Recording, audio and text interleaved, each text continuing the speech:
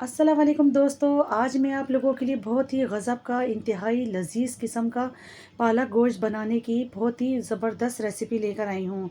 शादियों वाला पालक गोश्त बनाने की आज मैं आप लोगों के लिए रेसिपी लेकर आई हूँ, जिसको एक बार आप लोगों ने अगर चख लिया ना, तो मेरी गारंटी है आप इसको मुद्दतों तक याद रखेंगे। इसका जायका कभी भी नहीं भूल पाएंगे, इतना लाजवाब ये पालक गोश्त बनकर तैयार होता है। क्योंकि आज तक तो आपने अपने तरीके से ही बनाया होगा, लेकिन आज का जो मैं तरीका लेकर आई हूँ, यकीन मानिए इसको देखने के बाद आप लोग भी इसी तरह से बनाना पसंद करेंगे। रेसिपी देख लेते हैं किस तरीके से हमने ये पालक गोश्त बना के तैयार किया। तो इसके लिए सबसे पहले मैंने पानी को बॉयल होने के लिए रख दिया, और जब आपको लगे देखिए छोटे छोटे से इसमें बबल्स आना शुरू हो जाएँ, तो इसमें हम शामिल कर देंगे पालक। 1 किलो पालक है मेरे पास, और पालक को काटने के बाद मैंने इसको अच्छे से वॉश कर लिया, और अब मैंने इसको रफली सा कट किया है। तो मैं इस पालक को इस पानी के अंदर शिफ्ट कर दूँगी। अब आप लोगों के ज़हन में ये सवाल आ रहा होगा कि इस तरह से हम इसको जब पानी में बॉयल करेंगे तो इसकी ग़िज़ाइयत चली जाएगी। तो ऐसा बिल्कुल भी नहीं होता। यकीन मानिए जब आप इस तरीके से पानी में पालक को थोड़ा-सा बॉयल करके जब आप पकाते हैं, तो इसके अंदर एक जो कसीलापन होता है, जो कड़वाहट होती है, वो भी निकल जाती है। तो हम इसे बहुत ज़्यादा बिल्कुल भी नहीं पकाएँगे, सिर्फ़ हमें इसको एक बॉयल दिलाना है। तो एक बॉयल दिलाएँगे जिसकी वजह से इसकी ग़िज़ाइयत भी नहीं जाती, और यकीन मानिए बहुत ही ये टेस्टी बनकर फिर तैयार होता है, और ना ही इसका कलर ख़राब होता है। तो मैं आपको दिखा देती हूँ, देखें इस पे बॉयलिंग आना शुरू हो चुकी है। तो बस हमें इतना ही इसको ब्लांच करना था। तो अब क्या करेंगे, हम इसको फ़ौरन से निकाल लेंगे किसी स्ट्रेनर पर, और फ़ौरन से इस पे हम ठंडा पानी डाल देंगे। तो रूम टेम्परेचर का जो पानी होता है, वही हम इसके अंदर पानी डाल देंगे फ़ौरन से स्ट्रेन करने के बाद, ताकि जो इसका पकने का प्रोसेस है वो रुक सके। तो चलिए अब इसको हम साइड पे कर लेते हैं, और हम अब पकाना शुरू कर लेते हैं। तो यहाँ पर मैंने ले लिया है एक पैन, उस पे मैं शामिल कर रही हूँ हस्बे ज़रूरत कुकिंग ऑयल। ऑयल इसमें जब शामिल कर देंगे, तो फिर मैं इसमें शामिल करूँगी एक दरमियाने साइज़ की प्याज थी, उसको मैंने रफली सा कट कर लिया। प्याज के साथ ही मैं यहाँ पे शामिल कर दूँगी 2 बड़ी इलायची। खुशबू के लिए हम बड़ी इलायची का भी इस्तेमाल करेंगे, और बस इसको हम यहाँ पर फ्राई करेंगे। हल्का इतना फ्राई करेंगे थोड़ा-सा इसमें कलर आना शुरू हो जाए हमारी प्याज में। तो यकीन मानिए बहुत ही गज़ब का हमारा पालक गोश्त बनकर तैयार होगा। आप लोग मेरी इस रेसिपी को ट्राई ज़रूर कीजिएगा। तो देखिए इसमें मैं लगातार चम्मच चलाती जा रही हूँ, और इसका प्याज का जो कलर है चेंज होना शुरू हो चुका है। तो बस इतना ही हमें यहाँ पर इसका कलर चाहिए था। तो अब यहाँ पर मैं शामिल कर दूँगी अदरक लहसुन का पेस्ट 1 खाने का चम्मच। बिल्कुल फ्रेश अदरक लहसुन डालेंगे हम इसके अंदर, और 1 टेबल स्पून शामिल किया है मैंने। इसको भी हम यहाँ पर अच्छे से फ्राई कर लेंगे, ताकि जो अदरक लहसुन की रॉ स्मेल होती है वो यहाँ पर ख़त्म हो जाए। तो यहाँ पर हम अच्छे से इसकी देखिए भुनाई करते जाएंगे। अब इस पॉइंट पे हम यहाँ पर शामिल कर देंगे गोश्त। तो मैं यहाँ पर मटन का गोश्त ले रही हूँ, तकरीबन आधा किलो। अगर आपके पास मटन का गोश्त नहीं है, तो फिर आप इसको बीफ के गोश्त से भी बना सकते हैं। मेथड सेम यही होगा बनाने का। तो मैंने यहाँ पर मटन का गोश्त लिया है आधा किलो। अब इसको भी हम मज़ीद इतना भूनेंगे यहाँ पर कि मटन का जो कलर है वो चेंज हो जाए, और इसकी जो अपने कच्चेपन की हीक होती है, स्मेल होती है, वो भी दूर हो जाए। तो यहाँ पर हम गोश्त को भी अच्छे से यहाँ पर फ्राई कर रहे हैं।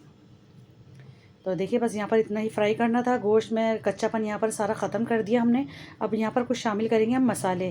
तो यहाँ पर मैं सबसे पहले नमक शामिल कर रही हूँ 1 चम्मच, यानी हस्बे ज़रूरत हमने नमक शामिल किया। हस्बे ज़रूरत शामिल करूँगी मैं कुटी हुई लाल मिर्च। आधा चम्मच लिया मैंने हल्दी पाउडर। हल्दी का इस्तेमाल थोड़ा सा ज़्यादा होगा इस रेसिपी में। और शामिल करूँगी 1 टीस्पून भर के पिसा हुआ धनिया। 1 टीस्पून शामिल करेंगे भरकर पिसा हुआ ज़ीरा। तो ये बेसिक से मसाले हैं, पाउडर मसाले भी चले गए हैं। इसकी भी हम यहाँ पर अच्छे से भुनाई कर लेते हैं, ताकि मसालों का कच्चापन भी यहाँ पर ख़त्म हो जाए। तो मज़ीद मैं आगे और कुछ चीज़ें भी इसमें शामिल करती जाऊँगी। एक आखिर में ऐसी चीज़ डालूँगी, तो इसलिए मैं आपसे कहूँगी कि रेसिपी को एंड तक देखिए। तो यहाँ पर देखें मसालों के साथ अच्छे से मैंने यहाँ पर इसकी भुनाई कर दी है।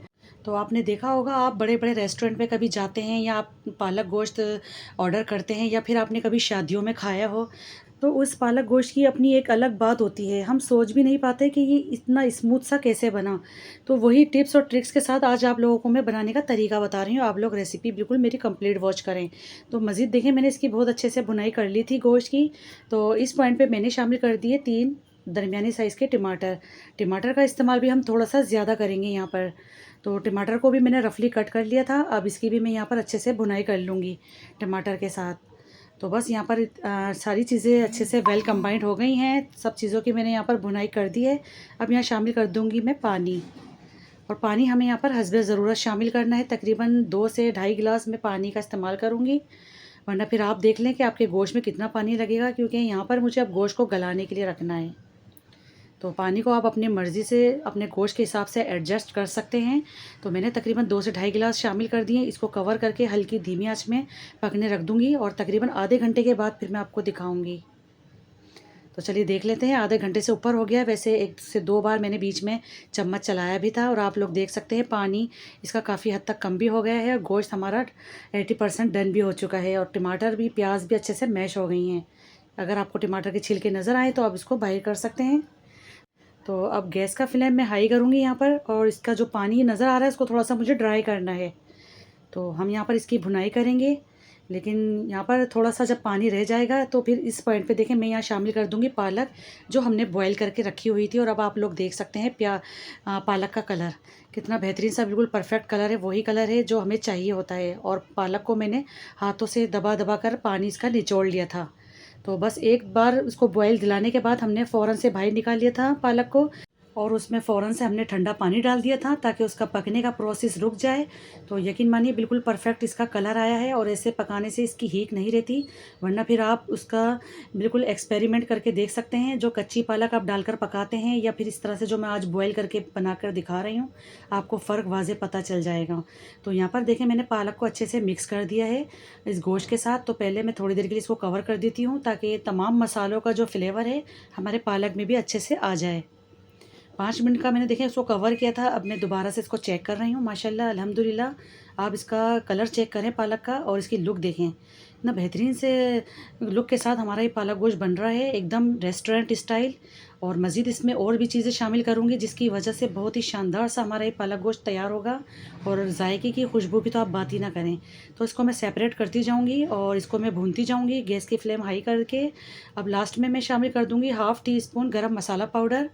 गरम मसाला पाउडर बहुत ज़्यादा शामिल मत कीजिएगा, सिर्फ इसको खुशबू के लिए इस्तेमाल करेंगे हम यहाँ पर। मज़ीद इसकी हम भुनाई करते जाएंगे, इसका ऑयल ऊपर आ जाएगा।